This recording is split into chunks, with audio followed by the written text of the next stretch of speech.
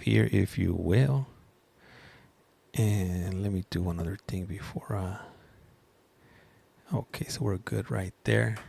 Hey, what's up? Shout out to everybody that's tuning in today. Really appreciate you guys. And let me see one more. Where was it? Streaming software update. Hey, thank you. Appreciate that, Brit Brat. Highly appreciate that. Let me get this over here. All right. Okay, I think we're good. Are we live? Are we not? No, say. Let me just pop out this chat here. Pop out. Hey, I'm glad I found your lives. Hey, thank you, Jazz99. Highly appreciate you. Let me ask you something. So, what do you get? What do you get from these lives? What in particular do you like, or what information is being put out that you like, if you will? All right, so I got this. We are live. All right, so right now we're waiting for a phone call from prison. Once again, from Centinela State Prison. We're gonna be having, well, not a new individual, but an individual that hasn't been on these live for quite a few months, and he has some news that he wants to share with us. And he's been in prison for a long time. Me say I always love court stuff, so I just enjoy it. Okay, for sure. Melissa, nice. All right, so yeah, you guys get these. We tune into these court hearings, and we get to see like the first initial appearance. But from those initial appearances, we don't know what happens with the individuals after they end up in prison. And with these phone calls, it gives us a small window into what prison life is like. Hello, hey, what's up? How's it going? I think that's Mariah. I can't see, man. I gotta get some reading glasses. Gotta get some glasses I could read in that small print now, cause man, they never tell you as you get older, your eyesight starts getting worse. Hey, what up, Quinn? How's it going? Let me see. Hey, Inky FYP, gracias, highly appreciate it. Let me see. Hey, Judy, what up? How's it going? Let me see. I'm doing great. How are you doing? Hey, I can't complain. I'm breathing. I got good health. So that's all that matters at this point. What up, Tasha? How's it going? And we should be receiving a phone call in a few minutes now, unless the tablets go down. If you guys have an incarcerated loved one, Rebecca, not right now. If you want to watch court, I actually have 2 streams right now going on YT. I currently got Pima County and I got Maricopa County, but obviously I won't be participating in those because I'm currently going to be participating on this collect call, if you will. Judy, I'm good. Thank you. Hey, good. That's good to hear. That is good to hear. Yeah, the courts. I won't be back on until tomorrow morning. Let me see, Melissa. Have you been on since you left this morning? So when I left, yeah, I had been on, but it was briefly. I jumped on, and then I had some other things come up here in my household, so I had to cut the stream. So I wasn't on that long. But tomorrow I should be able to be on. I should be able to be on for a lot more hours tomorrow. As a matter of fact, tomorrow we have some we're going to be doing some parole board hearings. I think tomorrow we're going to be doing Iowa. And then this week is going to be a few different states that we're going to be doing when it comes to these board of parole hearings. So definitely be on the lookout.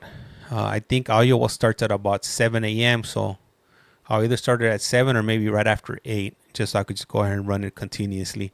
Let me see. Tasha, how are you? What happened this weekend? You were not on. Hey, so it might surprise you, but I got a job. I got to work. So whenever, if I'm not on, it's either I'm working or I got other household stuff going on. So I wish I could be on a little bit more, but I already put in a lot of hours when it comes to these streams. Hey, what's up, Jill? How's it going? So yeah, so whenever I'm not on, I got other stuff going on, and then the weekends normally I'm not on. And there we go. We got that call coming in. And let's go ahead and get it. This call is now being recorded. You have a prepaid call from Ricky Black. an incarcerated individual at the Centinela State Prison, Centinela, California. This call and your telephone number will be monitored and recorded. You have a prepaid call. You will not be charged for this call. To accept this call, say or dial 5 now. Cinco. Thank you for using Global Tel Link. Hello, hello. Hey, what's happening, my man? What up if it isn't my man, Ricky Black? Yes, sir. What's going on, James? Man, Ricky, just right here. You know, we're waiting for your call. I got everything up and running, so we are currently live on two platforms. And then so I want to introduce you to our audience here at CollectCallFrom, and if you could also introduce yourself, Ricky, and give the viewers here some of your background. You know, who you are, where you're at, and where you're headed. So my name's Ricky Black. I've been incarcerated for 25 years. I'm in Centinela State Prison. I recently went to board on Wednesday of last week and was found suitable again for parole. So in about 4 months, I'm hoping to, hit the sandy beaches out there in LA somewhere, go to my transitional home and start my life.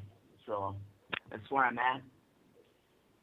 Thank you, Ricky. And I just want to go ahead and confirm with you guys that are listening. Are you guys able to hear Ricky clearly, or how does it sound for you guys? I want to make sure that you guys could hear him good before we get into his journey, because he is gonna be sharing a lot with us. Okay, you guys could hear him good. All right, perfect. Yeah. Oh, let me see. Somebody put kind of low. When you speak, Ricky, are you holding the mic closer to your mouth? Yeah.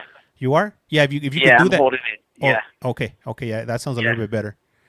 All right, perfect. Let me see. So I'm gonna read out some of these comments right here that we got. Let me see here.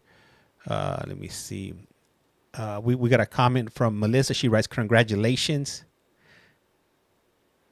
We also got we got Jeanette. She writes, "Hi, Ricky from Wales, UK. Good luck, Ricky." So recently we've been able to get some individuals listening in from across the pond. Great Britain. Awesome. Ireland and those regions and whatnot. So it is interesting, when we do have them on. Dude, that's so, great. Yeah. That's great. All right. Yes, And sir. we got Sancho 310. He writes 25 years. Crazy. Damn. I know. It's unbelievable. And let me see. We got a question from Brenda. She says, she's asking, what did he do to get there?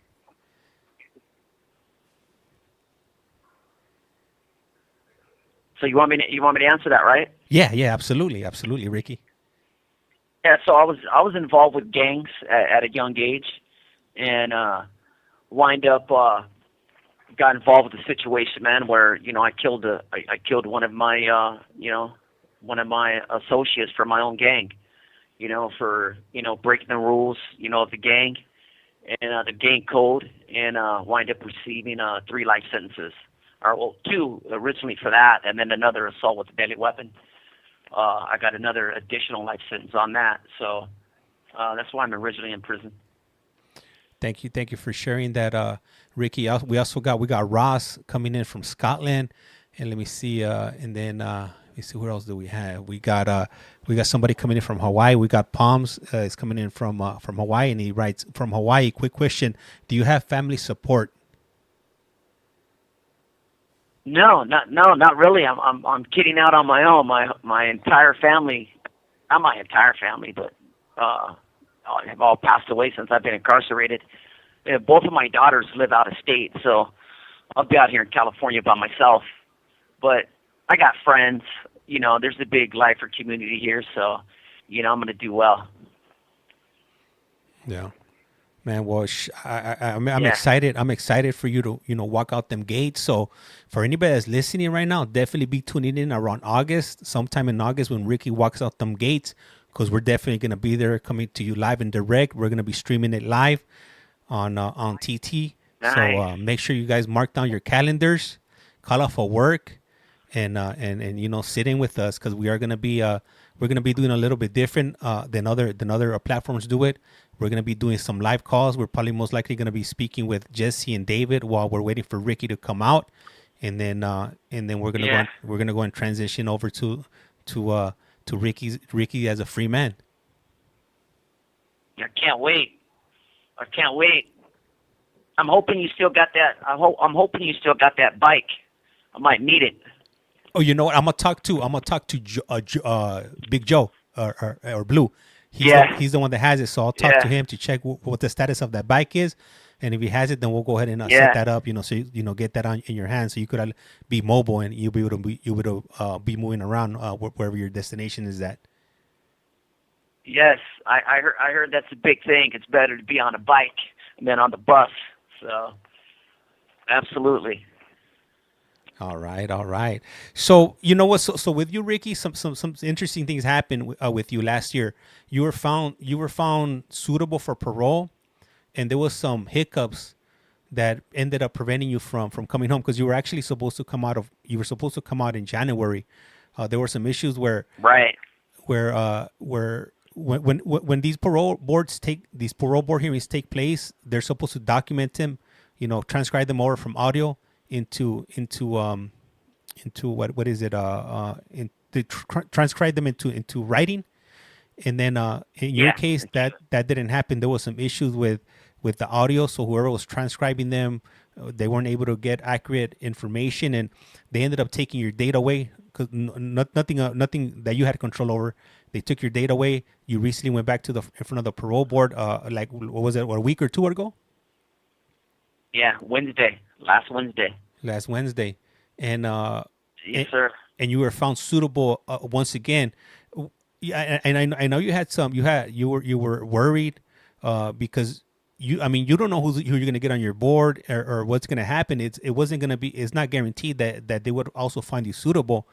What was the difference between this hearing and the last hearing, or were they similar? Well, this hearing was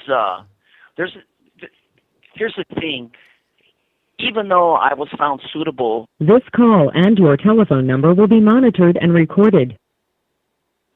Even though I was found suitable last year in September, because the audio was so butchered that they couldn't transcribe it for the public to view it. So I had to do a whole new hearing over, and what they do is they set the hearing out for the earliest possible calendar day, and that's usually 6 months out, because they schedule everything in 6 months increments, right? So they set me out an additional 6 months. So setting it out in 6 months, I had to get a new panel, meaning a new commissioner and deputy commissioner. And so when the new panel comes in, they're starting from scratch, right? So the difference you would think, this new panel coming in, that, they're going to be like, hey, you were found suitable, this is just going to be a cakewalk, and we're going to, this is what we got to do. But that wasn't the case. They told me from the very beginning, like, hey, we understand you were found suitable, but we can't consider that. This is going to be a full panel review today, or it's going to be a full hearing review today. We're going to have to go through this thing from the very beginning. So ultimately what happened was I had a 2-hour hearing with a brand new panel going over all the issues, life crime, post-conviction stuff, and then ultimately, parole plans. But, I got to tell you, man, that I had a commissioner out of Sacramento who was an ex-police officer, and his name was Mr. Snyder. And, I've been to 4 parole hearings, and he's by far the best commissioner that I had, because throughout the hearing, he kept checking the recording to make sure it was being recorded. And he kind of made it as a running joke throughout the hearing. He goes, hey, let's check in to see if this recording's going. And he would check in with the deputy commissioner.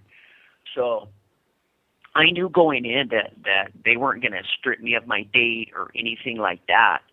But I still had to answer the questions. I had to still get everything on record.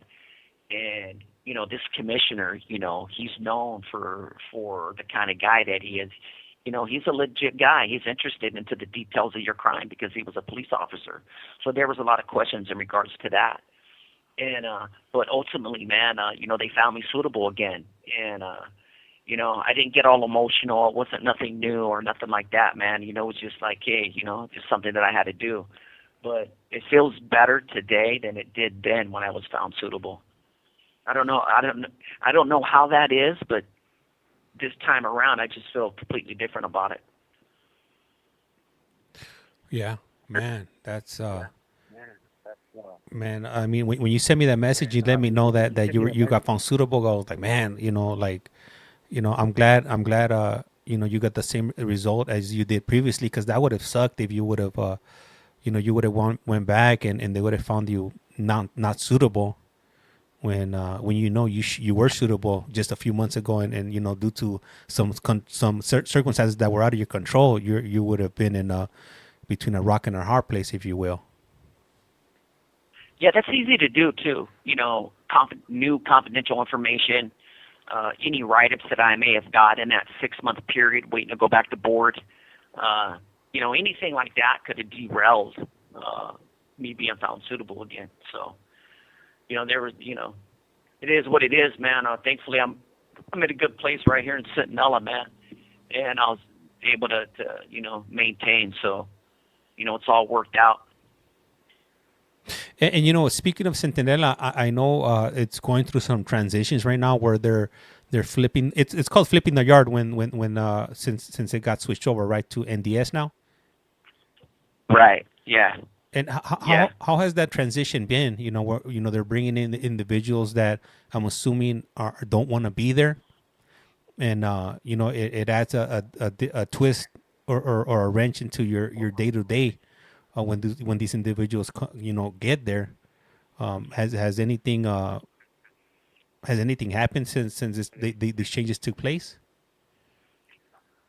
Yeah, surprising enough, non-designated facility is what NDS stands for. And these non-designated facilities mean these are institutions or prisons that you can go and do your time, rehabilitate yourself, and go home, right? But for some reason, out here in California, people don't want to go home. They don't see this as an opportunity to come, change their life, change their behavior, go home to their family sooner, and get out. They don't see it like that, and that's what this opportunity is for these new facilities that California is opening up. So they come here, and we had a bus on the day I went to board. Bus came in on Tuesday night. So Wednesday morning we had a 19-man riot in Building 4, and I'm waiting to go to board, and we got a riot going off over here in this other building. And I was able to look out onto the yard, and I could see these guys running out of their building, attacking, guys, and and then some guys were just running out to get out of the way. But it's crazy, man. I don't understand it. Like, if you could send me a place to where I could, get an earlier out date and go home and be with my family, I'm gonna take it. But for some reason, man, these guys, man, they come here and they don't want to stay. They don't want to program. They don't want to change their life. Because when you fight and get in trouble, you lose time, and you got to stay in prison longer. And that's what these guys do, man. They come here, and this is a programming yard, and they want to fight. They want to jump on people and leave. So I don't understand it. I don't get it. This call and your telephone number will be monitored and recorded. Let me ask you something. But I mean, at one point, you had that mentality, right? When you were younger, and you were. You have 60 seconds remaining. You were living that life, right? Where you were putting other things, before your freedom. So yeah. A lot's changed though since then. I had that attitude too as a kid, right? When I was younger, things were totally different though. Things were totally different in prison than they are today. Back in the day, the whole prison system, I think was still in the shadows, But today, everything's out in the open, man. There's a lot of people that have insights into prison and what's going on in California prisons. So I just don't know why people ain't being educated, man, on LIK. Yeah.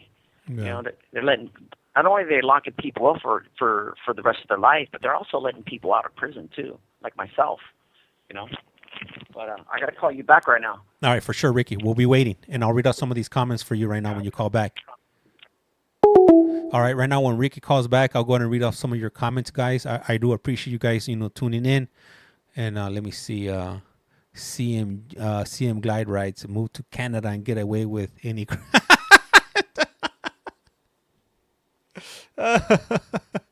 How old is he now? I'll ask him right now when he calls back. Love this, James. Thank you.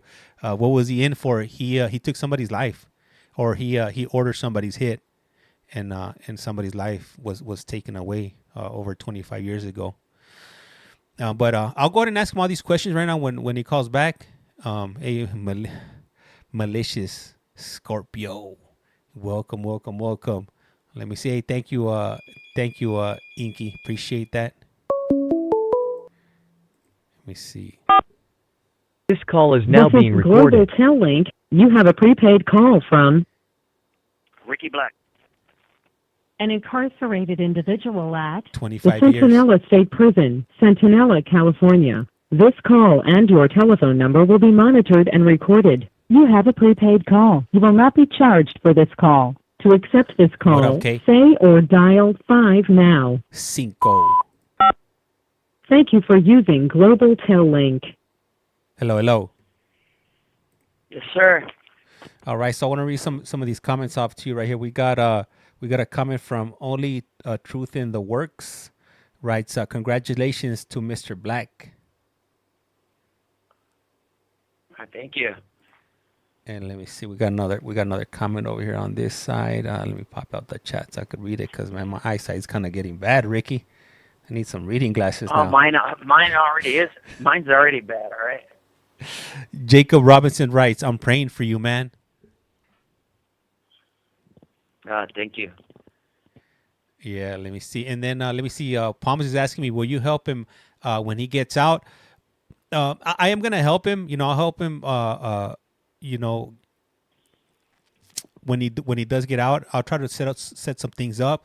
But I'm limited as far as, you know, what I could do. You know, once they come out, I try to make those connections with them. You know, with the outside world for organizations or individuals that could help them out better than I can.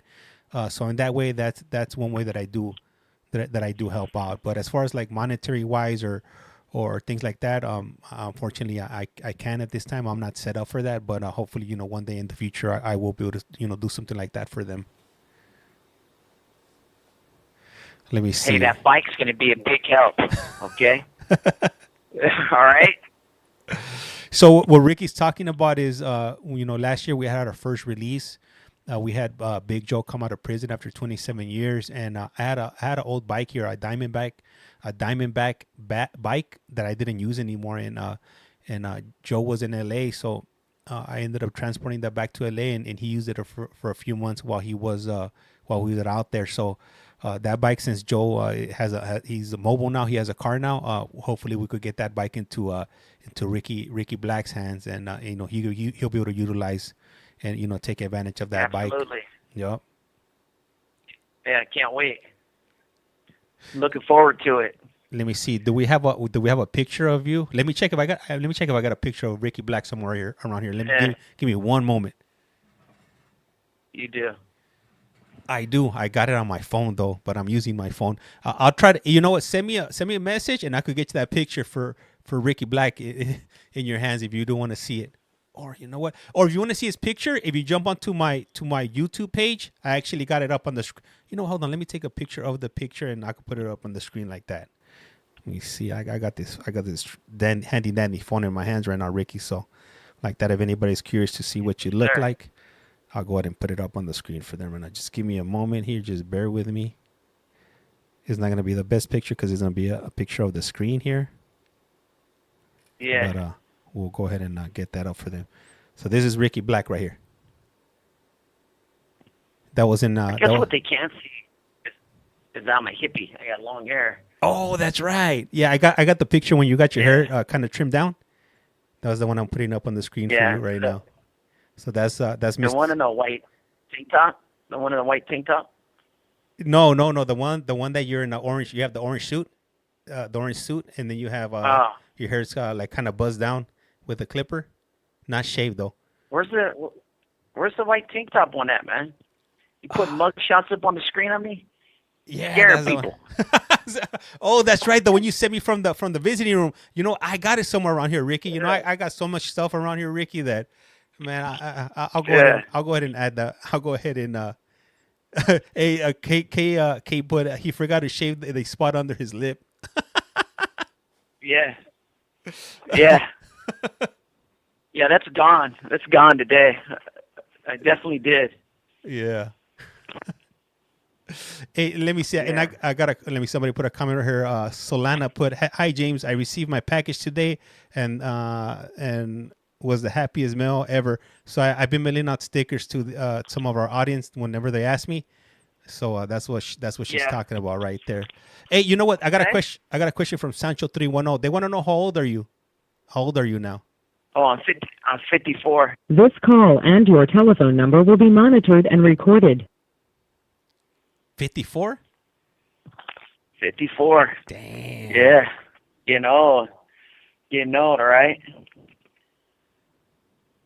Let me see. And then I got a question from J2 Fresh, and he's asking, can you ask him if they changed A-Yard or is it still the same from 2007? It's still the same. Still the same. Yeah. It's still a level 3. Let me see.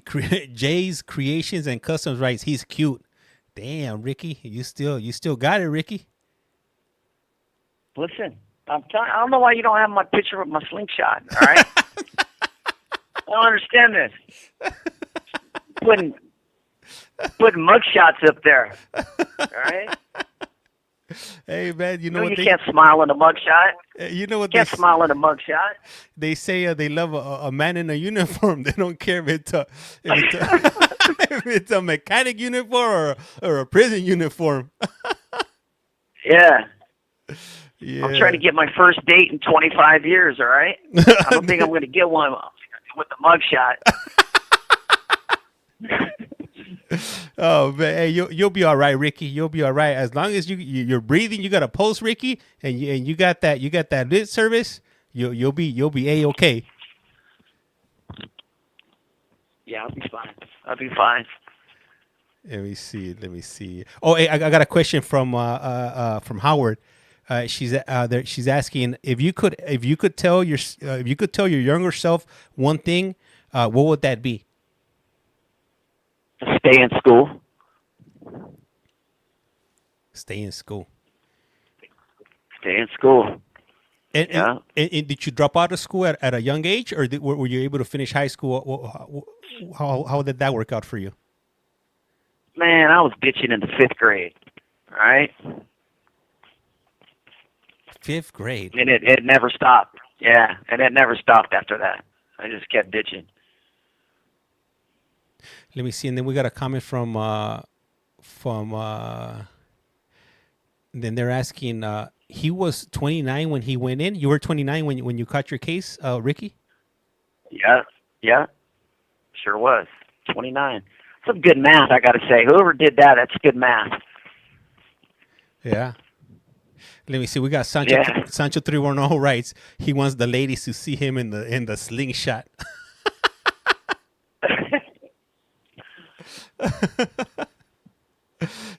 Selena writes, no mug shots out there. Let me see. Gio El Paisa, I guess he showed up a little bit late. He wants to know why you're currently in prison. Murder. I killed somebody. There it is. Brittany is asking, what does a day in prison look like? A day in prison? I guess it's better said this way, right? Because I've thought about this a lot, this question. You live the same day over and over and over every single day, right? So my day started off like this.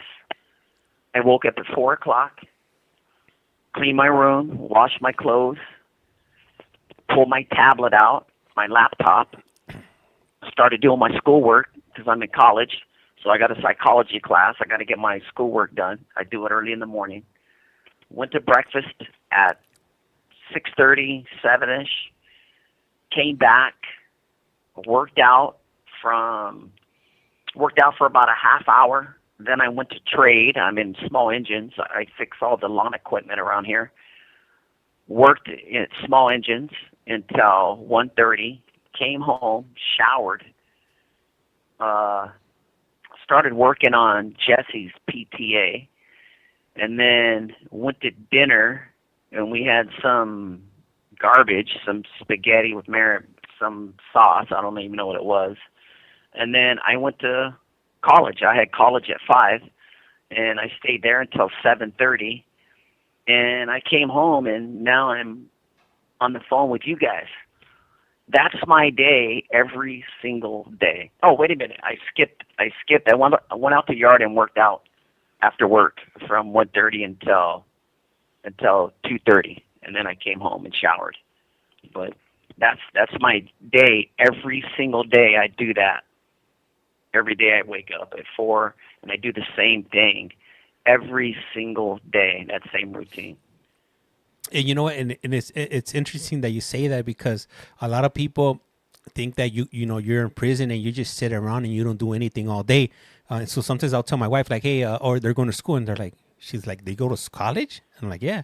She's like, man, I would think that they're just hanging around in the yard all day playing basketball or handball or something like that. But this adds a different perspective that you just shared with us to let everybody know that's not not everybody does that in prison. My day, look, I got to get up at 4 o'clock in the morning to start my homework or anything that I need to do, before I leave my cell. And then, like I said, there's other things that I do, also self-help, but also because I work in vocation, doing outdoor power equipment, small engines, things like that, like lawnmowers, driving lawnmowers, generators, weed eaters, edgers, all of that stuff. I fix all of those. So I'm there for until 1:30, 1:32, right? And then I come home and I go work out on the yard if I can. If the yard's open, I go out and I work out for 45 minutes. Come home, shower, and then I got other things to do. Call anybody that I need to call on, be in touch with whoever I need to do. And then, I'm back to work, man, doing my schoolwork and getting ready for class at night, at 5. And come home. Sometimes, one class I have at 5 and one class I have at 4. So it's from 4 to 7. And then I come home and, I got about an hour, to just chill and relax. And then, I go to sleep because I get up early. So I go to bed at 8 or so, and then wake back up at 4. So it's busy. I'm busy all day long. Yeah. Thank you for sharing that with that. I'm going to move on to a different question, Ricky, because we do have numerous questions coming in. Let me see. We got a question from Kimmy, and Kimmy's asking, what is his plan after getting out? I'm going to be doing boat repair and boat upholstery with one of my good friends working at his company. And so that's my plan. Thank you, Ricky. And then I got another question. I'm going to jump on another one. And I'm just going to try to keep it moving because we do have a lot of questions in. If not, then I'll get 100 questions behind like I normally do. We got a question from Only Truth in the Work. And he's asking, I'll send up a prayer for him too. If I may ask, what are his plans to be successful on parole? Yeah, I'm set up at a transitional housing unit in LA. So I have to go there for 6 months. And there's a lot of things that they do for you as far as job training and helping you find a job and things like that. Rent's free. You got to buy your own food and things like that. But after that, like I said, I got a real good job. I'll be making real good money. doing boat upholstery and also doing boat repairs. So and if if opportunity comes up, man, to where I could reach back out to the recovering community, especially in any of the kids, I'm really interested in doing some work with them, man, and hopefully I can help them with my testimony, steer them down the right path, So that's something I'll be looking into, beyond this too. I think giving back is real important, especially for the youth. Thank you for that.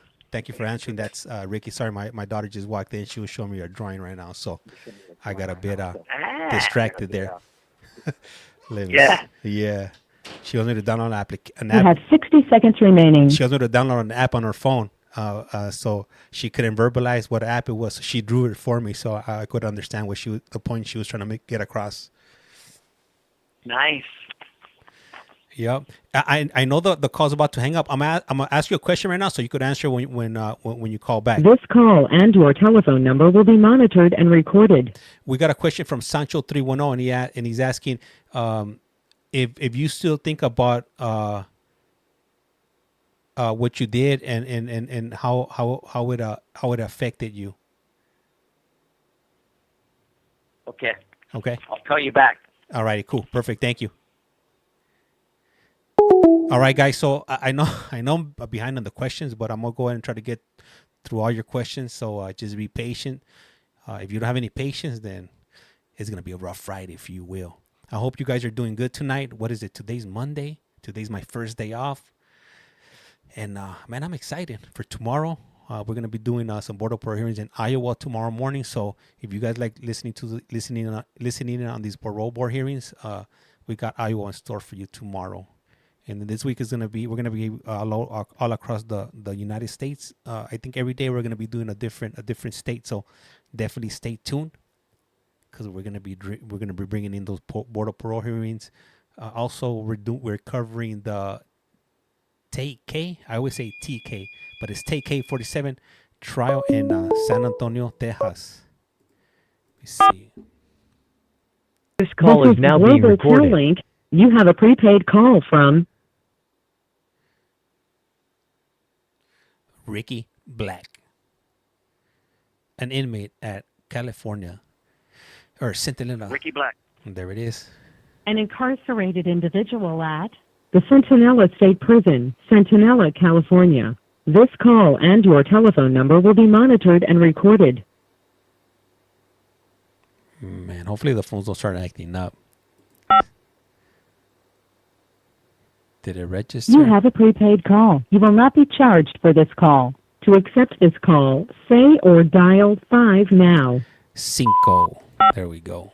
Damn, that Thank you took for a minute. using Global Tel Link. Hello. Hey, what's happening, my man? All right. Let me get this right. So the question is, when I think about my crime, how has it impacted me, or how I feel about it today? Let me read it back to you. So he wrote. I'll go ahead and read it exactly how he asked it. Ask him if he still thinks about what he done. If so, how does it affect him? Like, I absolutely think about what I done, but it's been 25 years, and I've thought about it every single day. So the impact isn't as impactful as it once was. But today, when I look back at it, I can't believe I was so lost and confused that I thought being a gang member and killing another gang member was okay, and that was acceptable.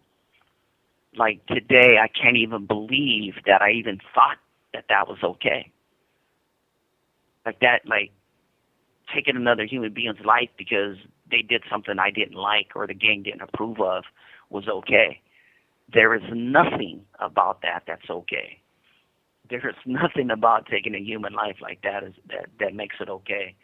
So when I think about it, I can't believe that I was so confused in my warped belief that was acceptable.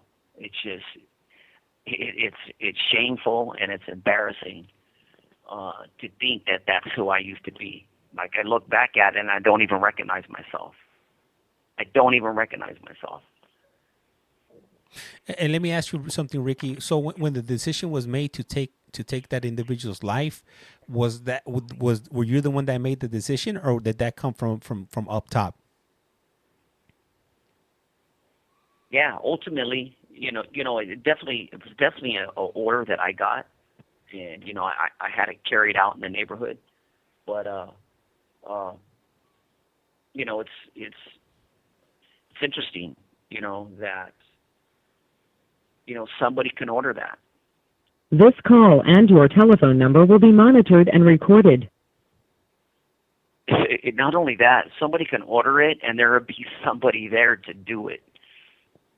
Right? Like, that is just crazy. That is just crazy. That gangs and gang members play God like this is okay. Like, nobody believes in the death penalty in California, but yet we got death row, right? Yeah. But yet gang members every day kill each other. Yet they say that they're loyal and they're honorable and they have integrity and they have all these principles. When truth be told, they simply don't. So yeah, looking back on it, it's shameful. Thank you for sharing that, Ricky. I'm going to go on to the next question or next comment. We got a comment from Jeanette, and she writes, "Ricky, I believe people change, stay strong and positive."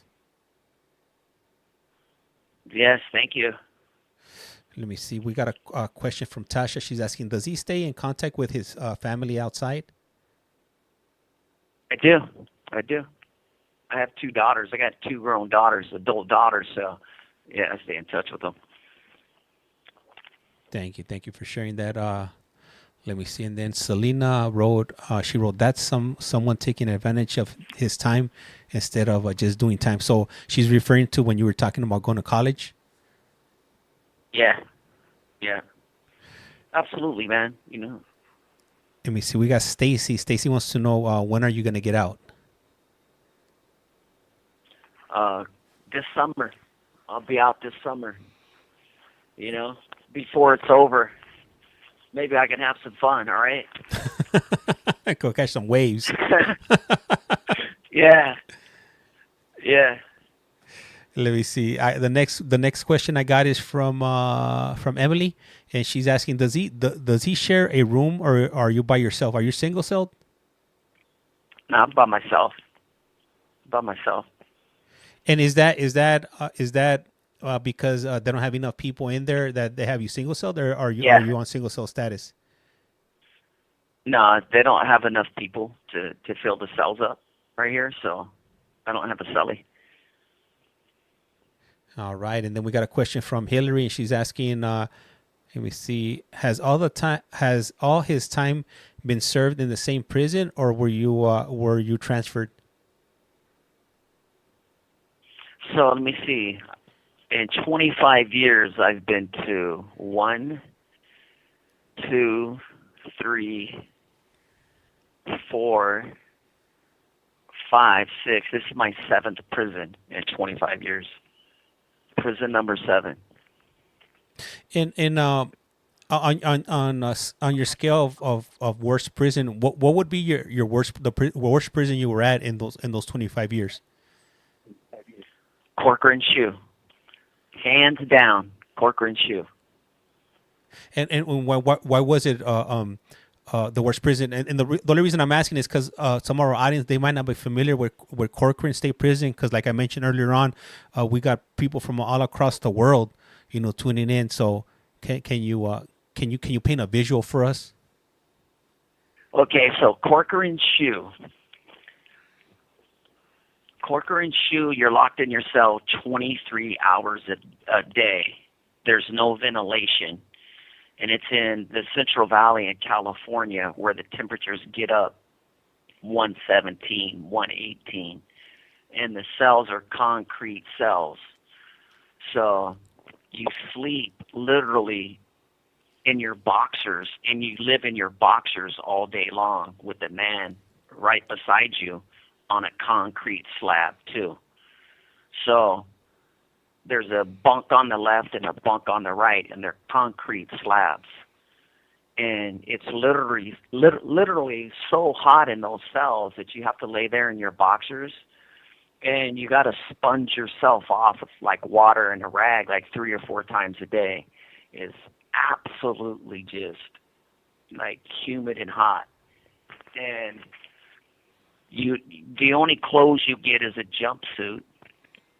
You could, at the time that I was there, you could only go to the store and buy like $35 of food. And they took all the food out of the containers and put them in paper bags. So all your food would go to stale within a couple of days, or the ants would come in and attack your food. We couldn't have toothpaste. We had tooth powder. Our toothbrush was the size of your pinky, and you had to use tooth powder to brush your teeth, which is basically like baking soda, and it tasted like that. You had a one razor the size of your pinky, and you had that razor once a week, and like it's one of the worst razors that you'll get. The food was horrible. I don't know if I mentioned that you're in your cell 23 hours a day. Let me see. It gets so cold in the wintertime, let's say January and February, that you're freezing. And because you can't have no beanies, you can't have no long sleeve shirts, can't have sweats, thermals, or anything like that. You just absolutely freeze to death. And what you have to do is learn how to make your own long sleeve clothing and your own beanie to wear to keep your ears warm, things like that. The staff there is real controlling. There's no educational opportunity. This call and your telephone number will be monitored and recorded. There's no opportunities there whatsoever to better yourself. And you live like that. You got to wear like everything that they give you is state clothing, which is, I don't know if you ever see people in the orange jumpsuits. Well, Corcoran Shoe has yellow jumpsuits, and that's what you wear everywhere you go. Visiting is behind glass, so if anyone comes to visit you, it's for 1 hour, and it's behind glass, so there's no human contact, and there's not an ounce of kindness anywhere to be seen. So it's not the best place to be. Thank you for shedding some insight on that. I have seen some of those specials on MSNBC, Locked Up Raw, where they did go into Corcoran Shoe, and I do recall, those yellow suits that you're talking about, and you tie them up in the front, right? Are those the ones you're talking about? Yeah, they got like they got little strings in the front that you tie up. Yeah. Yeah. And then I also did see that when you would get your canteen, where they would open up your bags of chips and they would put them into these paper bags and everything. They would put them out. Like, damn, that sucks. Cause like you just mentioned, everything goes stale. And then not only that, but damn, you got ants attacking your food. So, I guess it was a good thing that you could only go $35 deep, because if imagine all the food that's gonna go to waste within that time. Man, you eat it. Yeah. You eat it. You let it go stale, and you put water on it, and you eat it. All right? Yeah. You're so hungry. You're so hungry back there. What you do is you put all your chips and your rice and your soups all in one big brown bag, and you make like a trail mix. And you and your celly every day, like when you're ready to eat lunch, you will get a half a cup full of this trail mix, and you'll put water on it. Mm-hmm. And you'll let it sit for 10 minutes until, it gets soft, and that's your lunch. You eat that with, whatever else you got handy, the bologna sandwich that they might give you in the bread. But everybody lived like that, and then, we got packages once a year, but, you shared your stuff with other guys there, who needed things too. So it didn't go far, but, I got to say, I've never been that hungry doing time in my life, in my career. Like, you absolutely starve there. It's ridiculous. Wow, man, that sucks. And they mess with your food. So, man, hey, thank you for sharing that, Ricky. I'm gonna go on to the next one. Let me see. Hillary's asking, did you have a drug or alcohol addiction? Yeah, I did. I mean, I did early in my life. Yeah. And do you think that factoring into? Love alcohol. I love alcohol. Oh, okay. Did you mess around with the Pruno, that prison hooch? I did. I was a white lightning maker. I always made white lightning. It was a hustle that I had in here, and I took care of myself for years making white lightning. And white lightning, what would be the on the streets? What would that be, like whiskey or what would that be, like the equivalent of street alcohol? You guys don't have moonshine? You ever seen moonshine? It's just like it's moonshine. Is what it is. I've seen moonshine on there's this show on I think it's on A&E, Moonshiners, where they go and they make it out in the mountains.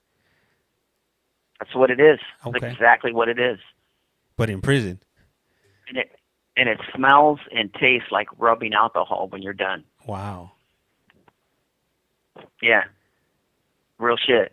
Like rubbing alcohol, and it's that clear and it's that strong. Man, and how popular is something like that? That white lightning in prison? Very, very, very. And is it to get buzzed or to forget about your problems? Why would somebody want to get a buzz like that in prison? Well, like I was mentioning earlier, you live the same day over and over and over for the rest of your life in here. Nothing changes. Tomorrow when I wake up, I'm going to have the same exact day that I had today.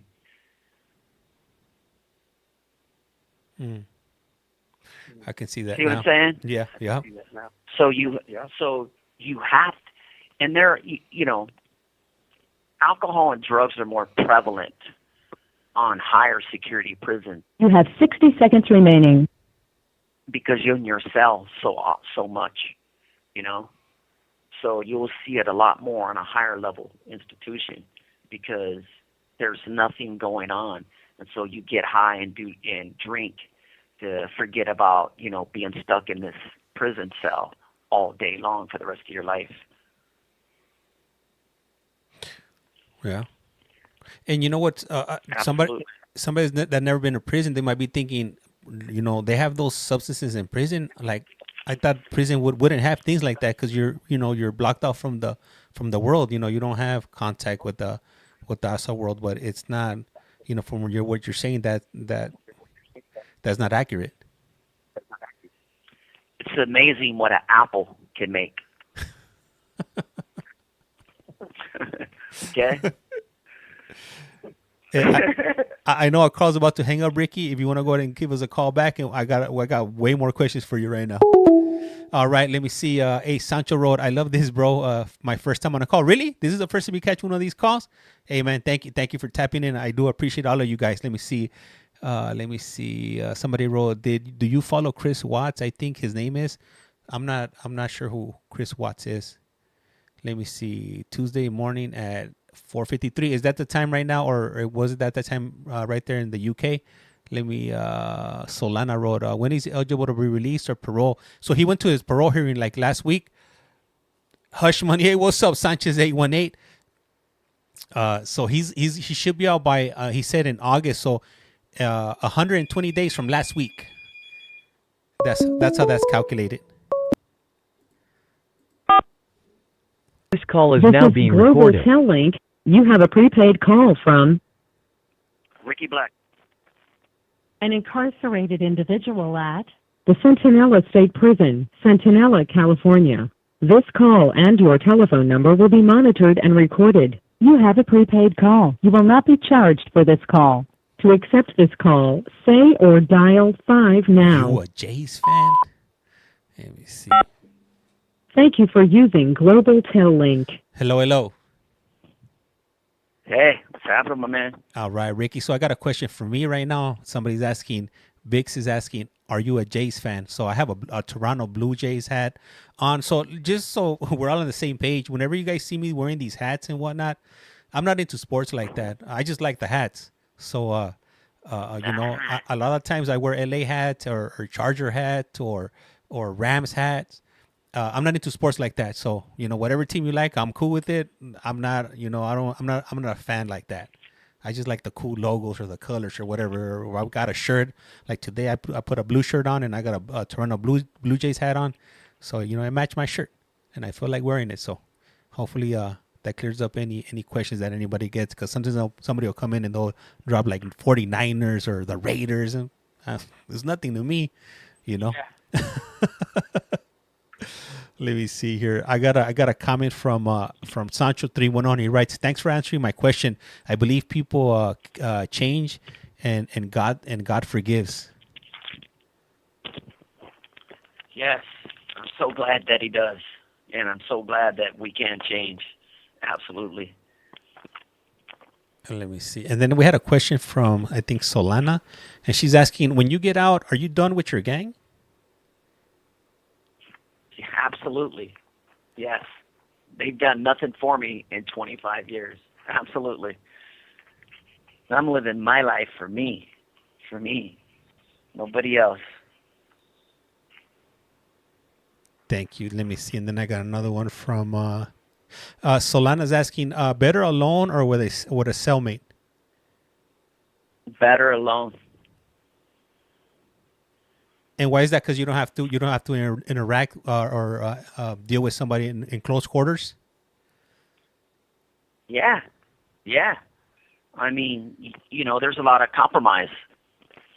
When you have a cellmate, like I'm in here by myself. I don't need another man to live with.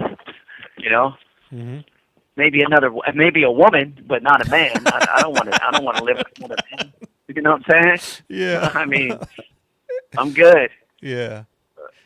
You know what? I think even Ricky, after some time, there'll be some issues, even if it was a woman. Something like bother somebody, whether it's you're tapping your finger on the toilet or something. The smallest things are gonna bother you, whether you don't. I would enjoy it. I would enjoy any irritation. Okay, from a woman. All right. She might not flush the toilet after she drops one. She might forget to flush.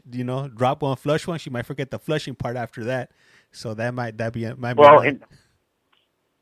CDC we have we got a thing in here that you only get 2 flushes every 15 minutes, right? Yeah. So. Oh man, better to live by yourself. Right. Oh man, let me see. I'm gonna go on to the next question, Ricky. We got a question from Scammy Claus, and they're asking, what's your biggest fear about being released and in the outside world? 0, none.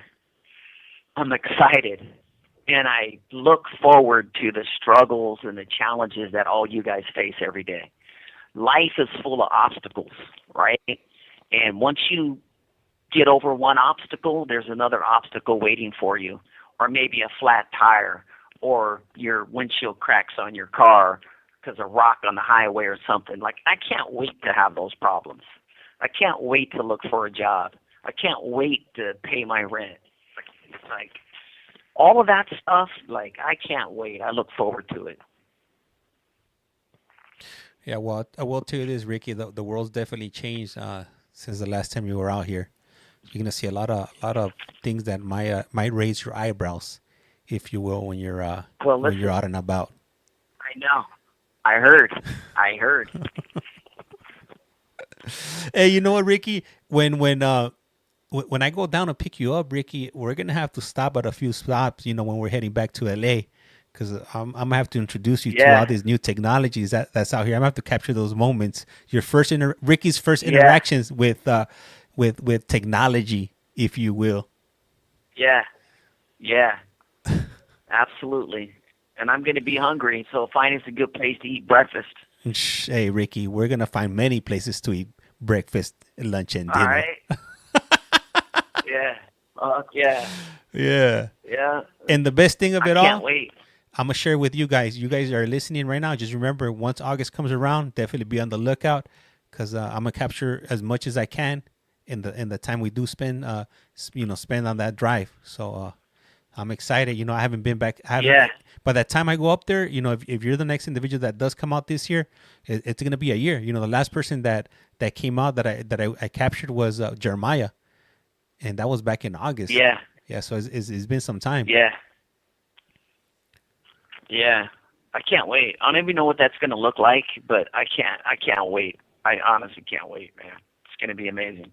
And I was thinking about something today while I was driving. So I'm not sure how often you talk to people, before they get released, or how much of it you see once they get taken away. But how long are you able to? Do you know how long you're able to hold on to your tablet once they call you up to be released? So you hold on to your tablet, even in R&R. So right before they are about to take you to the gate, they want you to call you. They want you to call your gate pickup and tell them that you'll be coming out, in the next 20 minutes or so. So in theory, if I'm standing out there recording, I could be on the phone with you. You could call me. Okay. So we might do that, Ricky. It might be possible. Okay.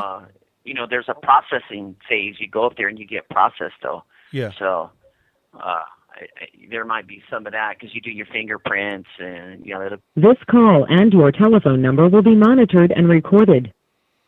Stuff like that. So yeah, I think that's something that I would like to do if possible. Whatever amount of time that we could get you on the phone, up until you can't use the phone anymore, and then we'll capture the rest once you jump off that van. I think that'll be I think that'll be pretty cool. Yeah, me too. We'll definitely work on it. Yeah. Let me see. I'm gonna go ahead and read off some of these comments over here. Let me see. The one and only Big J writes, "That's in humane conditions," and I think he was referring to what you were going through in Corcoran Shoe. Yeah. Listen, when I first got off the bus in Corcoran Shoe, they put me in a holding tank in a hallway for 24 hours, waiting to put me in a cell.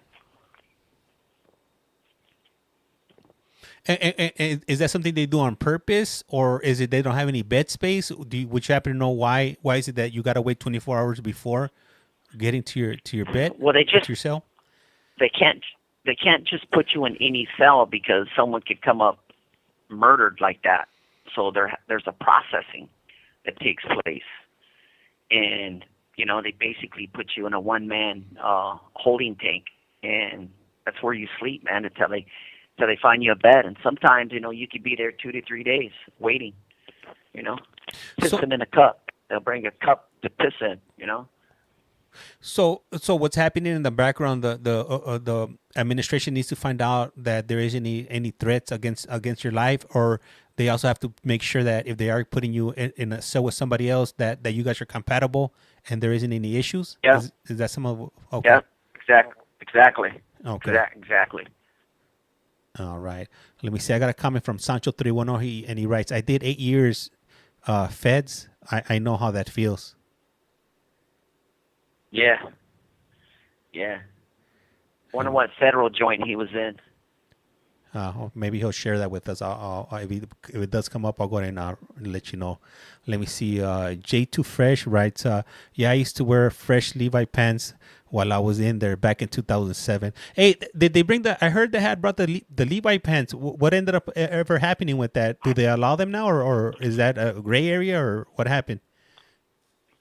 So a bunch of people went and bought these $70 pants, but nobody wears them.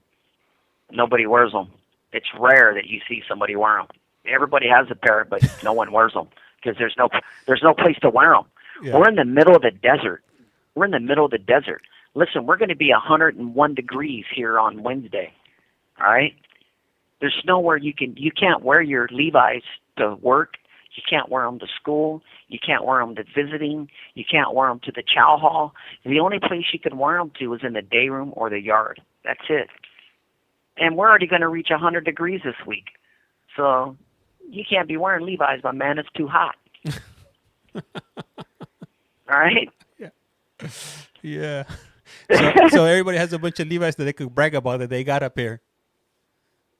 Yeah, they're just taking up space. You're taking up space in your locker. Like, you don't have a lot of space to be putting this stuff. You got Levi's, but you can't wear them. Like, what are you going to do with them? Really? It's silly. It's silly. Can you it's wear not like back in the day. Can you wear Levi's out to visiting? No. No? No. Okay. You can't wear nothing out there personal to visiting. Yeah. You know, back in the day, I think in 2007, you probably could wear them to visiting and stuff like that. But yeah, man, you can't wear those pants anywhere. And plus, how are you going to wash them? You got to wash them by hand when they get dirty. How do you wash a brand new pair of 501s in a bucket by hand? Oh man, you watch those 501s, Ricky. There, that's it. It's a wrap. There, you might as well just throw them away. Especially if it's the hard Levi's, the blue ones. Can't wash those. Yeah. Yeah. Yeah. Yeah. Listen, what do you take a wet rag to them and then iron them? Like, how do you wash them? Yeah. What if they get dirty? What if they get dirty? Like, what do you do with them? That's it. You know what I'm saying? Yeah. So you just got a pair of pants. What do you do with them? Not wear them apparently, not in Centinela at least. So if you got a man up there, and he's asking you for some Levi pants, don't do it. Don't buy them those Levi's because they're just gonna say folded up, and they're just gonna be taking up a space up in his locker. Matter of fact, I think David's one of the only ones that I see wear his pants. Oh, I think he was the only ones that I think he's one of the only ones that I see. And you can't have a belt. We don't have belts in here, so you know. So what do you use? Like a shoelace, or can you sew them? So you don't have to put a belt if you got them a little bit bigger. Hey, these guys figure them out somehow, right? But you ain't got no belt. You gotta make something. You know, some homemade thing that's gonna hold them up. All right, Ricky. So I'm gonna go on to the next one. We got a question from Selena. And Selena's asking, what does his daughter think about your crime? Do you guys ever talk about it? Yeah, we have. They can't wait. They can't wait because they've heard so much stuff, and you know, we've only talked a little bit about it, but they can't wait to talk to me about it outside of here and ask me all the questions, you know, because they've heard a lot of things over the years, and they really want to get into some of the things that they've been told, and you know, they want to ask me questions about it because they've heard a lot, you know, from different people. Mm-hmm. And so, you know, there's only so much, you can only say so much on these phones, you know, really. Yeah. But you got to be in person and talking about this stuff. This call and your telephone number will be monitored and recorded. For people to really, you know, see, you know, how it's affected you and impacted you, and they can see your facial expressions and, you know, all those things, man. Because saying things over the phone, you're not seeing me, you know, I'm not seeing them. It's totally different, you know. No. Well, Ricky, you know, they're not happy. They're not happy about it at all. You know, it's taken me out of their life for 25 years, so they're not happy with it at all. I could imagine. There has to be some resentment, you know. Yeah, you've been in prison for their whole life, pretty much. Yeah, absolutely. You have 60 seconds remaining. Let me. I'm gonna read out some of these comments for you right now. Hey, what's up, Rhonda? How's it going? Let me see. J2 Fresh writes, "It's not the place to be, y'all. It's a whole nother world and a lot of politics." Let me see. And then he also writes, "You don't know what you're eating.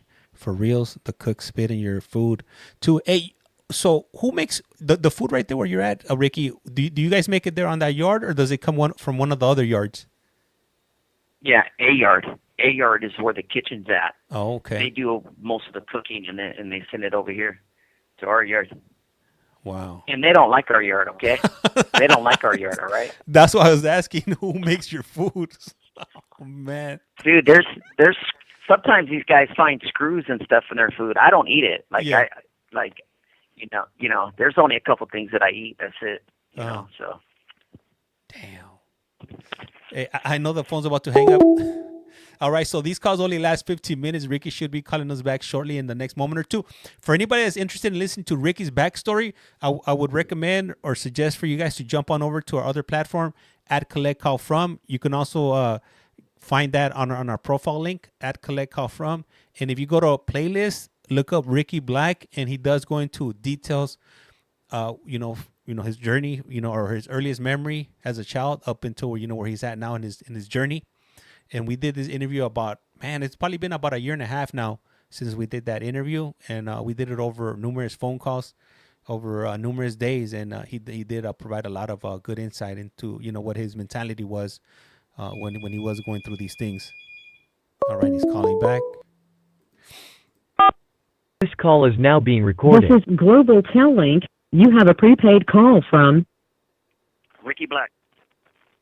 an incarcerated individual at the Centinela State Prison, Centinela, California. This call and your telephone number will be monitored and recorded. You have a prepaid call. You will not be charged for this call. To accept this call, say or dial 5 now.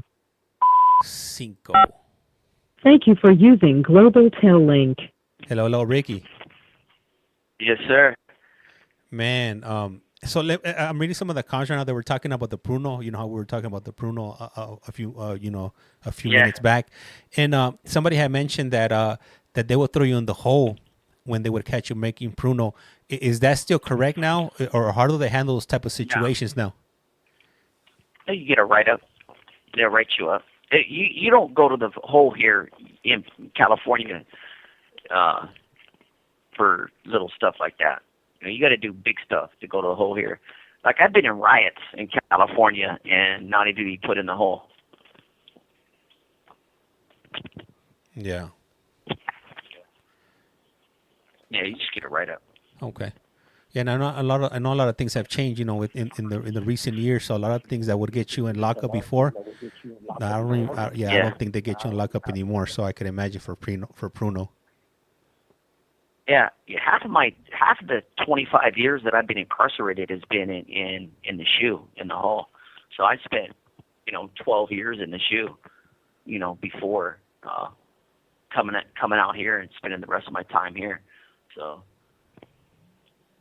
yeah, so it's not very easy to go to the shoe no more. It's kind of outdated thing in California.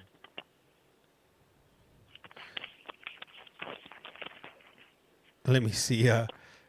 So I'm reading through the comments. Hey, Sancho wrote, Can I cash app you a few dollars for his lunch on his day out? Hey, if you want to, no pressure for me. Hey, but hey, thank you for even saying that. Highly appreciated. Yeah.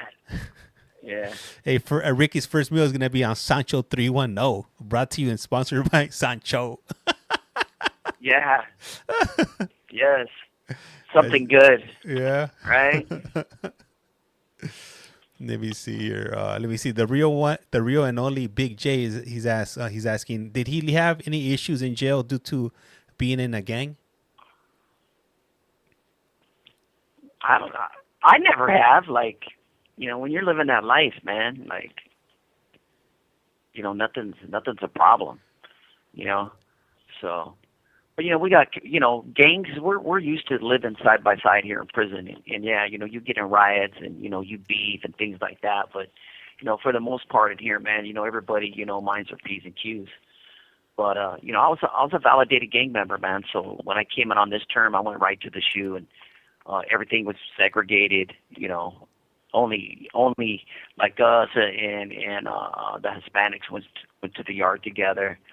And, the blacks and the northerners went to their own yards together. So it's totally different. And then pretty soon they came out with the dog kennels, and then we were all on single cell walk alone. We all went to the cages by ourselves, and so that was a wrap on that. But, you have your issues in here, so, but, they're managed well, get used to it, I guess. Hey, Ricky, we just had, ICEMAN show up in the chat, and he writes, "What up, bro?" Oh, nice. What's up, my man? And he's asking the $1 million question. He wants to know, When are you getting out? This summer. I'm hoping that it's like August 2nd or maybe July, the end of July, but early part of August latest. I'm hoping. And Andy T is asking, what is Ricky's last name? His last name is Black. Ricky Black. This call and your telephone number will be monitored and recorded. My man, Ricky Black. Yeah. Everybody calls me Ricky Black, by the way. They don't call me Ricky. It's kind of strange. I got to say. They do. They do. I know. Every time I say Ricky Black. Yep.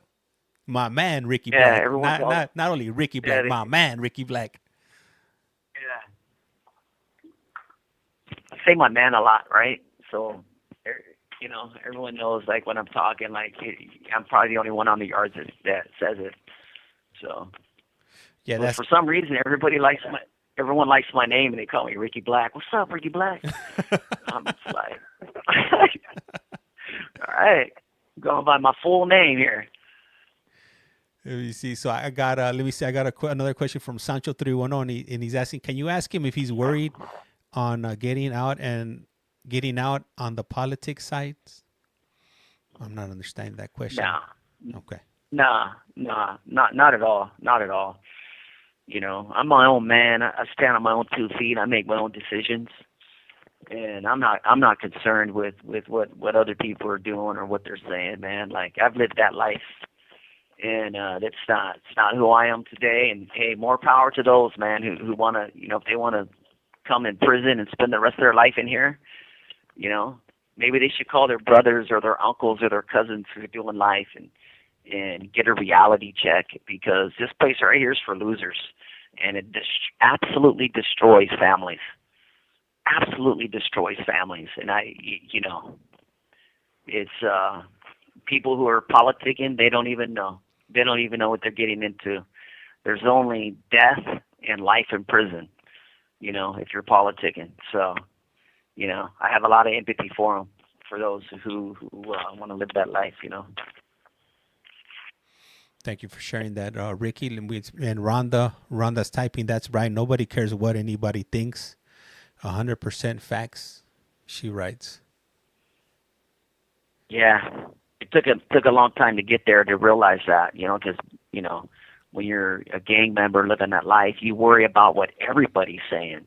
It's almost like you're in high school the whole time. But the truth be told, when you mature and you know, you're taking care of family and things like that, like you're raising your daughter and things like that, the only thing that matters to you is, you know, what your wife and your daughters and your family think of you. What the outside people are talking about makes no difference. It's about you taking care of your family and your responsibilities, man, and you know, that's where your value's at, right? Mm-hmm. Yeah. Yeah. You know what? Yeah. And you said something that's interesting right there. Prison's like high school. And if you really think about it, you know, when you're in that system and you keep on going back and you go back, you know, year after year, you know, decade after decade, it's always like you're going back to school because you don't fit in on the street anymore. You're so out of touch on the things that are happening in the street that you can't relate with these people, but you can relate with all the people in prison because you guys are on the same path.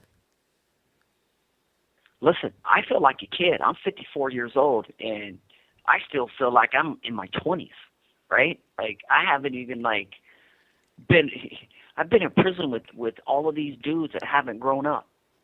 Nobody's grown up in here. Everybody's, like, kids. Everybody. And, you know, it's hard to have a mature conversation or, you know, talk about mature things because, you know, it's called an arrested development. Yep. Like, yeah, arrested development, man. Your development as a human being gets arrested in here, and it stops. And I still feel like I'm 29 years old. I still work out hard. I still play sports. I still do all the things that I did at 29. Like, it's interesting. Like, you would think at 54 that I'd be bald, gray, fat, broke down, but no, nothing like that, right? Yeah. I'm serious. No, I know. I serious. know. I know you work out. So yeah, that definitely has to, you know, help you out and staying in shape. So, and I still think like I came in 25 years ago. Not think like immaturity, being involved with gangs and all that criminality and stuff, but like my thoughts are still from 25 years ago, of myself. And, man, yeah, it's a trip, man. All right. I wish there was a way I could explain it. I was more articulate to explain to the audience what I'm talking about the Arrested Development and feeling like I'm 29 when I'm 54, right? It's interesting. We're gonna have to set up a call with Silas. Silas, he'll be articulated all day. He'd be dropping those $10 words. So there's no doubt about it. Let me see, Ricky. I got another one for you. Right here, Ricky. Let me see. Can you ask him how many DRs he's had since you've been in? Or I think that's write-ups. 115s. Yeah, how many 115s? Yeah. So I'm not a big 115 guy. All of mine are pretty serious when I get them. But I've only had 8 in 25 years. Oh, 8. Okay. And what was the highest points you reached in those 25 years? I think I had like 136 or 147, something like that. Okay, that's not too crazy. Man, Silas told me he had like 200 and something. I was like, what? Damn, Silas, what were you doing in there? Hey, listen. Getting caught for everything that he done. All right? Yeah. That's what that is. Yeah. That's when you get caught for everything. You get that many write-ups. Yeah. All right? Let me see. Rhonda wrote in here, my son has had 2 in 14 years. Yeah, that's good. He's doing good. That's not bad. It's real easy. It's real easy to get write-ups in here, but it's real easy to follow the rules too. I mean, truth be told. Yeah, I would. I mean, well, some right there in Santa Elena, right? It's a little bit easier, right? Yeah. Yeah. Some other places it might be a little bit harder because you got more things going on. Listen, I've been in the worst spots that you can. I've been in Kern Valley, and I opened up Tehachapi Max, and that place was rocking. That place was rocking every single day. I got one right up there. That's it. Let me see. I got another question for you from Solana. She's asking, what is the first meal he would wish for when coming home? I don't know. Like, I think about it. Like, I know it's going to be morning time when you pick me up, and I was thinking, like, because I'm a breakfast guy, I really like biscuits and gravy, and I haven't had real biscuits and gravy. But there's that other part of me, like, I need some greasy meat. Like, I want something that tastes good, that's juicy, that has flavor in it. Like, so, and I can't think of, like, what is that? What is that meal? What does that look like? I don't know. Like a steak or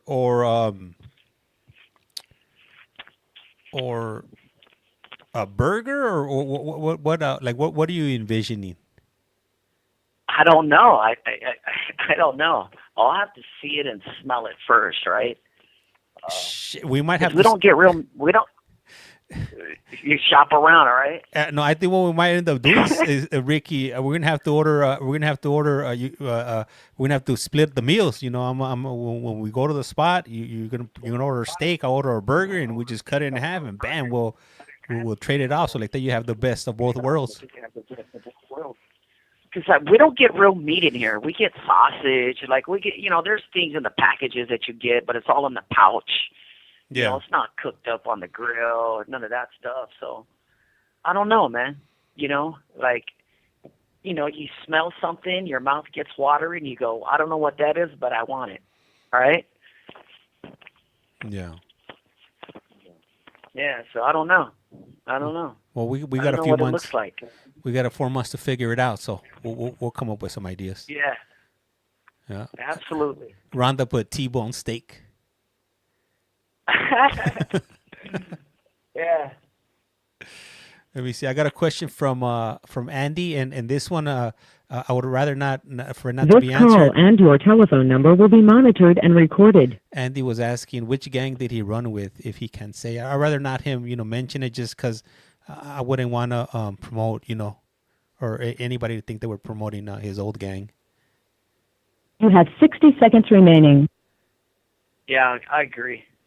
But I used to I ran with the white gangs here in California prison. So if you know any of the white gangs that was here, I was a validated gang member, and that's what I used to run with. Yeah. Hey, you know what, Ricky? Melissa put not like Mr. 482 DR wanting parole. So we watched these parole board hearings in Connecticut, and there was this guy. He had 482 write-ups in the last the last 40 years. So didn't get away with nothing. Nothing. He was didn't get away with nothing. Yep. Yeah, that's a dumb criminal. That's a dumb criminal. Yo, hey, I got time for one more call, Ricky. If you want to call back. Yeah, I'll call you back, man. All right. All right. So Whitney's asking, is he getting out on parole? Yeah, he is. He is going to get out on parole. He went to the parole board last week. He was found suitable. So in California, he has to wait 120 days before he could come out. So I think in the last 30 days, they send this information up to the governor, and then the governor, if he doesn't do anything, then he'll come out. If there's any issues, they could send him back to an bank hearing or a recession hearing, if you will. So hopefully that doesn't happen to him, but you never know with the state of California. Recently they've been sending a lot of people back to bank hearings. Hey, what's up, AZ? How's it going? Hey, friends. Let me see. Are prisoners allowed out to family funerals? That is probably a rare occurrence, Jeanette. No, I think it'll be very hard to be able to, especially if you're on if you have level 4 points, or if you're a lifer. I don't see that. I don't see that happening unless you got like you're really connected. I don't even think the Menendez brothers were able to pull something like that. I'm pretty sure they would have been all over the news if they were able to attend somebody's funeral. Let me see. Why do they get moved around so much? It's for various reasons. Sometimes they're opening new prisons. Sometimes they want to move people around because they're a threat to the facility. This call is now being This recorded. is Global Tel Link. You have a prepaid call from Ricky Black. an incarcerated Golden individual Corral. at Golden the Corral is a Centinela buffet? State Prison, Centinela, California. This call and your telephone number will be monitored and recorded. You have a prepaid call. You will not be charged for this call. To accept this call, say or dial 5 now. Cinco. Thank you for using Global Tel Link. Hello. Yes, sir. Hey, so let me see. We got a question from the one and only Big J, and he's asking who pays for these calls. Do you wanna answer that one, Ricky? They're for free in California. They're for free. Free 99, my favorite price. So about 2 or 3 years ago, they ended up passing this, I guess, a law or whatever you want to call it, and where it made calls from individuals in prison for free to anybody. So they could call anywhere in the world. Ricky, if he wants, he could call the UK. He could call Scotland. He could call Scotland Yard. Ireland. Ireland. Yeah, he could call anywhere. Yep. Yeah. They're free. Thanks 99. to the governor. Yeah. Yeah. And Thanks to the governor, he hooked us up. Yeah, and the reason they did that was to promote the reason to promote what was it family interaction with your family, family support and whatnot. Yeah, but they were getting over on us also on the payment. It was outrageous, and so the governor finally stepped in, man, and said, hey, they wanted to promote good family ties, so. Yeah, absolutely. Let me see. Big Money's asking. Let me see. The one and only Big J saying he could tell him to call me, and Big Money saying he could call me as well. Hey, so Big Money's asking, what level of security are you right now? I'm on a 3. I'm on a 3-yard. And are you a righteous level 3 or are you on a level 4 override? Yeah, I'm a level 4 inmate, but I got a behavioral override for being good. Okay, thank you. And then we got 2 more questions that just came in. We got one from I think it's Pebbles, and they want to know what year did you go in, and times have changed. 2000. I came in 2000. St. Patrick's Day, 2000. Wow. So 25 years. Yeah, 25 years, 1 month right now. Crazy. Let me Absolutely crazy. Big Money wrote, my older brother's in federal is a federal inmate here in Canada, life sentence. I thought Canada didn't give life sentences. I thought that was like just a U.S. thing. Yeah, it's news to me. Yeah. Hey, Canada, so huh? he must be in. Is he in Her Majesty's prison? Because in Canada, I think like other prisons, they're named after. I know for sure the UK they named other prisons Her Majesty. In Canada, Yeah. I think that might be the same thing, but I'm sure somebody will correct me. Also, in Canada, a life sentence is 25 years. Wow. That's just, yeah. That's it, 25? All right. We got a question from Pomona_virus, and they're asking, can you ask him if the level 4s are flipping? No.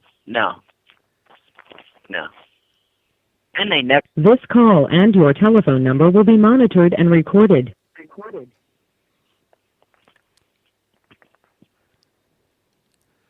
And his brother.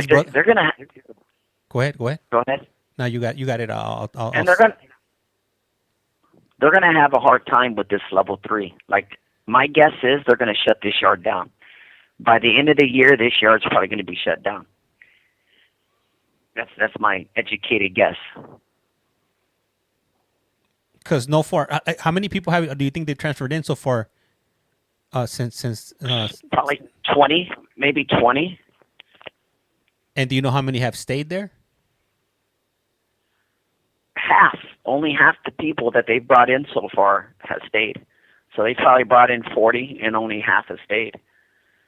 It's not going to work. It's not going to work. And why do you think that is, Ricky? Yeah, because people are afraid, man. They're afraid of what other people think of them. And, they think, like, when they get out, they'll be killed because they were on this yard, on an NDF yard. Anyone that's on an NDF yard is in the hat in California prison. You're considered no good. If you want to program and do your time and go home, you're considered no good in California prisons. That's a fact. And why do you think that is? As far as not wanting to stay there, is it because when they go back like to their neighborhoods, like let's say they live like in L.A. and they live in a gang infested neighborhood, that would follow them back into their neighborhoods, right? Absolutely, and that's why they have that, and that's why they're afraid, because they'll get smoked, they'll get killed, fool. Straight up, they'll get killed, and I get it, and I understand it. Their whole families live in the same neighborhood. Their cousins, brothers, sisters, uncles, aunts, everybody from the same neighborhood. And you come to a programming yard, an NDF yard, you're considered no good in California. Yeah, I can That's definitely. sad. That's sad that you'll be killed for that. It's not like you told on somebody. You know what I'm saying? It's not like you told on somebody or you did something wrong. You're just trying to get out and go home to be with your family, get your freedom back. But in California, you'll get killed for that. That does not make sense, my man. You would think gangs would be like, hey, let's all get out of prison so we can live our life and make a lot of money. Yeah. But they all want to come in here and stay. And that don't make sense. There's no women in prison. You come in here, you can't be with a woman. Right? That don't make sense to me. That's like, there's some things that you just think, you go, hey, I can't be with my family, I can't be with my lady, I can't be with my kids, I'm stuck in prison. Like, and it's expensive in here. It's expensive for your family to take care of you in here. Yeah. Right? So I don't know why anybody would want to come in here or consider somebody no good and want to kill them because they want to go home. They want to get out. Like, man, that just don't make sense to me, my man. Just don't. It's backwards sometimes, Ricky.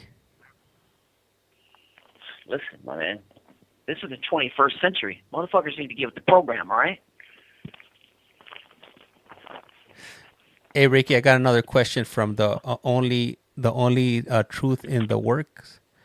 He's asking con respeto, with respect. James, if you can you ask a question? Do you know if they are deporting everyone that gets paroled with an ICE hold? Have you? They do. They do. They do. I had a buddy get deported back to Mexico just a few years ago. So, and I know they still do it today. So as soon as on that release date, ICE or immigration will be waiting for them at the gate. Yeah. Yeah. Yeah, I'm not surprised, especially right now. Yeah, the way the administration is right now, they're not letting anybody go. They're getting abuelitas, they're getting grandpas, they're getting people that have cancer. They don't care. Those are like easy pickings right there.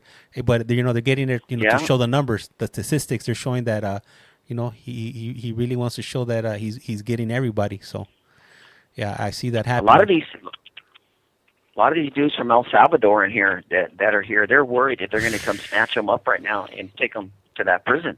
Yeah. Yeah, they're worried. Let me see the one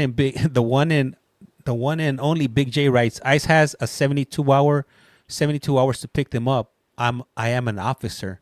Sheen Gators. We got La Migra. Are you like a police officer, or you're La Migra? Sheesh. Sheesh. I want to be your friend. I want to be your friend, all right? Let me see. Brittany's asking, will he stay in California after his release? Oh, shit, he's La Migra. Yeah. Sheen Gators. He's immigration. But in New York. He's in New York. Yeah. Yeah. I'm gonna stay in California until I at least get off parole. And then the one and only Big J wants to know, no gang will come after him when he gets released? No. I haven't done anything in regards to anyone wanting to hunt me down or anything like that. I just walked away from the gang and retired, man. Living my own life. I did that when I was young. It's a young man's game. It's not an old man's game, So I haven't did nothing to cause any harm to anybody. So, I have no concerns there. And then Big Money wants to know, will you ever get out? And Ricky had actually answered this earlier on, but I'll go ahead and if he wants to answer it again. Yeah, I got found suitable for parole and getting out this summer. So, hey, be ready. Ricky, summer 2025, coming to a local beach near Hit me you. up. Hit me up. Listen, hit me up. I'm looking for my first date, all right? You can hit me up. There it is. Go somewhere. You know what I'm saying? Yeah. Single. So take my mugshot off that thing and put my picture up there. Oh, but James, you put the picture with the ponytail and the slingshot. Got me a mugshot up there. Yeah. So if anybody wants to I don't even know. If somebody wants to reach out to you, Ricky, how can they get a hold of you? They can hit you up. You get mine, Ricky Black, P00303. I'm at Sentinel Prison. Hit me up. Well, there it First is. date in 25 years. I don't know what that looks like, but I'm excited about it. Hey, and Right. if you are able to get a date on here, let me know. I'll go capture Ricky's first date after 25 years, fresh on the streets. Yeah. I don't even know what that would look like, but You know, I can't wait though. I really, know. Right, Ricky. I can't wait. Yeah. Hey, the one and only This Big call J. and your telephone number will be monitored and recorded. The one and only Big J says I would cover the cost for his first date. Awesome. Hell yeah. Yeah. He's in Centinela State Prison in California, the state of California. Yeah. Hey, so we're down to about 3 minutes before our call gets disconnected. Ricky, is there anything else that you would like to leave our audience with before we part ways?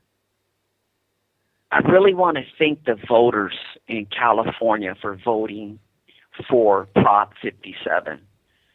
You guys voted for Prop 57, and you have changed the lives of a lot of us in here in prison.